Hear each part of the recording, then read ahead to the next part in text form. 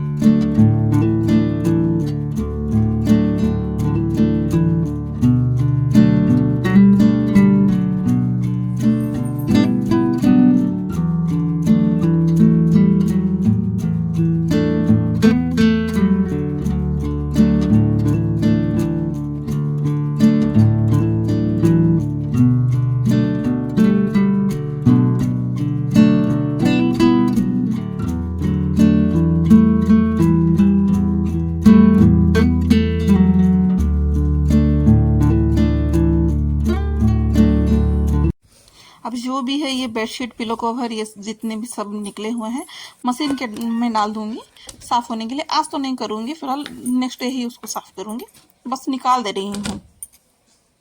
अब जो है बेड बहुत ही अच्छे लगने लगे हैं, पर कुछ देर के लिए बच्चे इसको रखेंगे नहीं इतने अच्छे से। और आज जो बनने वाला है, जो जो सब्जी देख रहे हैं बस वही सब बनेगा। इसके लिए दाल को ही मैं पहले बिठा दूंगी।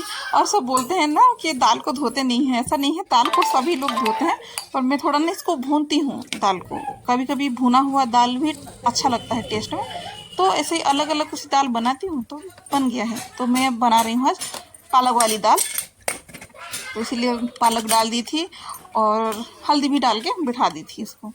ये बिठ गया, फिर उसके बाद फिर मैं बनाऊंगी आलू और बीन्स की भुजिया। पहले से ही काट के रखा था, क्योंकि मम्मी और मैं है ना बैठे रहते हैं तो मतलब सब्जी वब्जी जो भी काट पीट करते हैं वो कर लेते हैं, बात करते करते वो छाँट के दे देती हैं, नहीं तो मैं भी बैठती हूँ तो उनका थोड़ा और काटने में हेल्प कर लेती हूँ। नहीं तो वो पूरा किचन का जो भी काटने का छाँटने का सब सामान होता है ज़्यादातर मैं किसी और काम पे लगी रहती हूँ तो मम्मी कर लेती है। बस भुजिया को डाल दी थी, अच्छे से चला लूँगी, फिर जो भी मसाला है अपना वो डाल दूँगी भुजिया में, फिर इसको ढक के पकने के लिए मैं छोड़ दूँगी।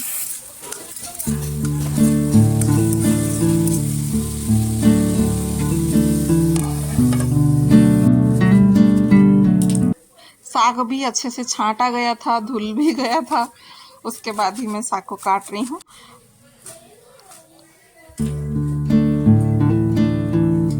तब तक फिर नीचे वाली आंटी भी आ गई थी, उन्होंने जो है मेरी किचन में बहुत हेल्प की, सब्जी को चलाती रही वो, ताकि लोहे का कढ़ाई है ना उसमें जल्दी से जल्दी जलने का चांस रहता है, तो वो चलाती रहती हैं जब तक मेरा दूसरा काम कुछ चल रहा है।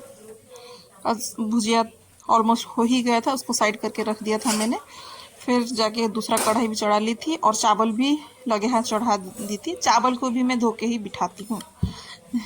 और फिर इसमें साग ही बनाऊंगी, तो बस तेल जो बेसिक से तेल में खाती हूँ वही इसमें से तड़के में सरसों डाली थी, फिर प्याज लहसुन और अदरक तो नहीं डाला जाता है साग में, मैं तो नहीं डालती हूँ, बस लहसुन और मिर्ची का थोड़ा कूट दी थी वो ही डालूंगी, फिर साग डाल के उसको भी बिठा दूंगी।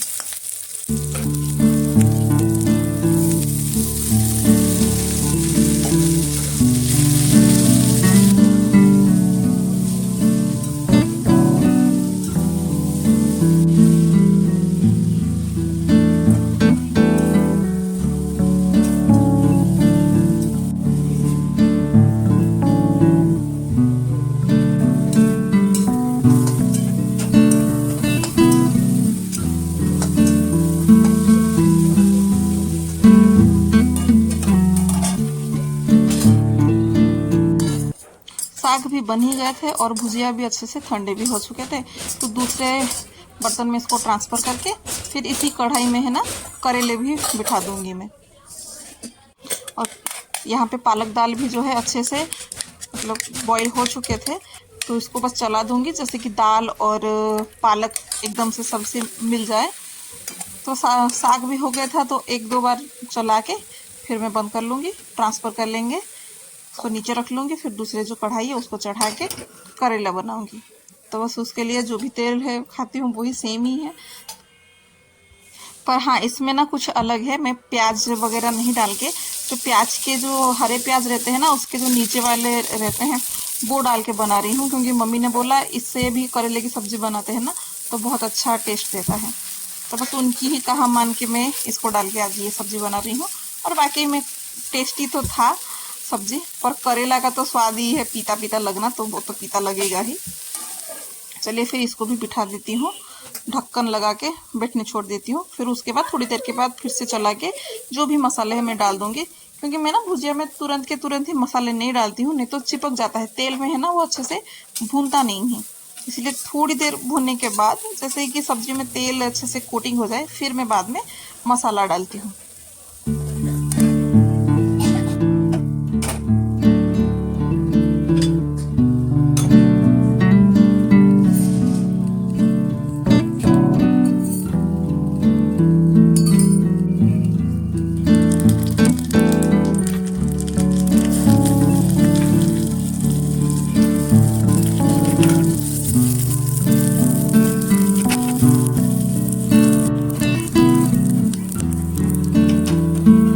दाल के लिए भी तड़का मैंने बिठा दिया था, मतलब तड़का भी रेडी हो चुका था, तो बस अभी जो है दाल में डालना है। और पालक वाली दाल में है ना लहसुन जो डालते हैं ना तड़के में तो बहुत अच्छा टेस्ट देता है, खाली प्याज में इतना अच्छा नहीं लगता है, पर लहसुन में अच्छा से लगता है टेस्ट।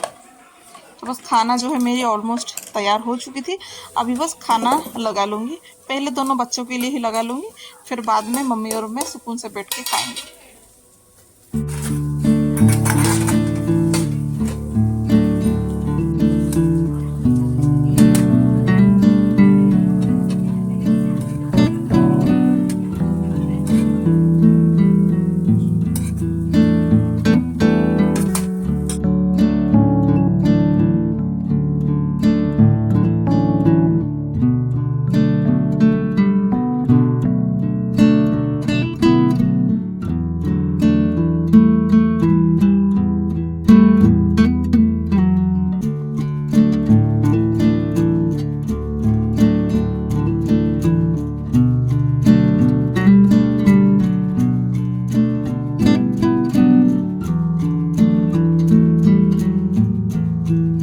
अब जो खाना वाना सबका हो चुका था, बस जो भी बड़े बड़े बर्तन थे उसको जो भी बचा हुआ होगा सब छोटे छोटे बर्तन में ट्रांसफ़र करके बाकी जो भी बर्तन निकलेंगे वो सबको साफ़ कर लूँगी।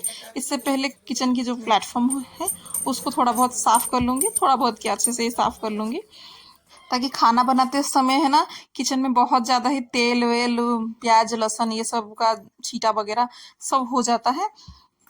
और गैस को भी अच्छे से पोंछ लूँगी ताकि जो भी तेल वगैरह है वो भी निकल जाए। पहले सूखे कपड़े में पोंछ लूँगी, फिर कपड़े को गीला करके पोंछ लूँगी। ऐसा नहीं कि गैस को धोती नहीं हूँ, गैस को भी धोती हूँ, पर दिन में एक बार ही कभी भी धोती हूँ, चाहे वो सुबह का टाइम हो या रात का टाइम हो।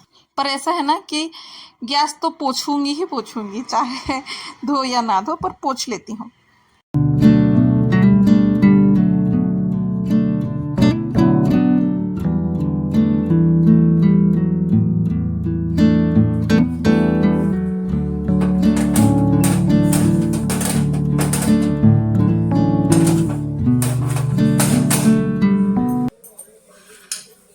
अब जो है किचन काउंटर जो है बहुत अच्छे से क्लीन हो गई है।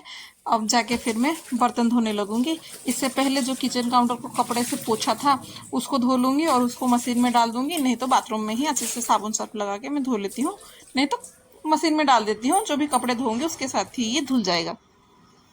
फिर अपना जो भी जूठन का बर्तन है उसको सभी को ही मैं अच्छे से खंगाल के एक साइड कर लूँगी। फिर इसके बाद साबुन या जो भी विम लिक्विड है उसके साथ ही मैं बर्तन को फिर बाद में मांज लूँगी। ऐसे धोने से क्या होता है ना, जो भी हम बर्तन धोते हैं ना, जो स्क्रबर होते हैं उसमें से कोई भी एक भी झूठन नहीं लगता है और बहुत अच्छे से क्लीन हो जाता है। अगर साबुन लगाते हैं तो वो साबुन पे भी अपना जो भी झूठन का जो भी होता है ना वो कचरे नहीं लगते हैं। अगर लिक्विड से धोती हूँ तो वो लिक्विड का जो होता है ना बार बार हम लोग जो यूज करते हैं वो भी गंदा नहीं होता है। इसलिए ये ट्रिक तो बहुत अच्छा है कि कभी भी आप बर्तन धोए ना तो एक बार इसको बस खंगाल के ऊपर रख लीजिएगा, फिर बाद में ही उसको साबुन हो या लिक्विड हो जिसमें से आपको मांजना है मांज लीजिएगा, वो बहुत अच्छा रहता है।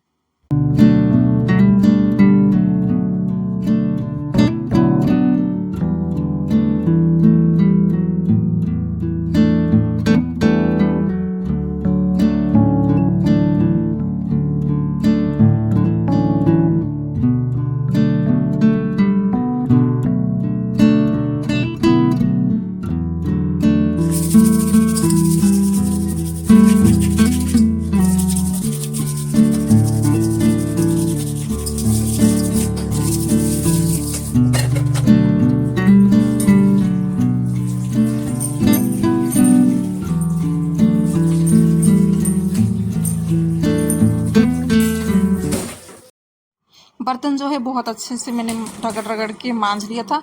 फिर प्लेटफॉर्म को थोड़ा सा धो लूँगी। धोने के बाद फिर मैं बर्तन को धो के भी एक बास्केट में रख दूँगी।